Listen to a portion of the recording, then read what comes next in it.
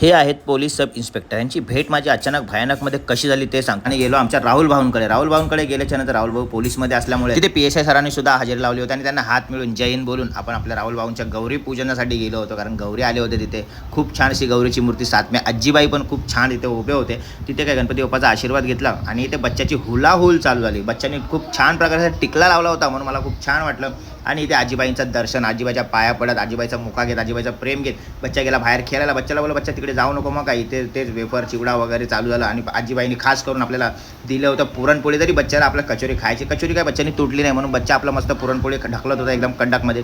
आणि इथे आपले राहुल भाऊंचे आई होते. आईंना नमस्कार करत आम्ही सगळ्यांनी एक फोटो काढला. फोटो काढून झाला आणि आजीबाईंशी गप्पा गोष्टी करायला लागलो आम्ही. खूप छान वाटलं आजींशी गप्पा गोष्टी करून. असं वाटलं की आपलीच माणसं आहे. बच्चा ऐकतो का. बच्चाने ती सायकल घेतला आणि फिरवत बसला. मग आम्ही सोसायटीच्या थोडंसं बाहेर आलो, दुसरीकडे पाया पडायला गेलो. तेवढ्या त्या भाऊने आम्हाला थांबवलं. भर बँड बाजामध्ये आपली माणसं पण होती ओळखीची. त्यांनी आपल्याला हात वगैरे दाखवला आणि मग काय भाऊने व्हिडिओ कॉल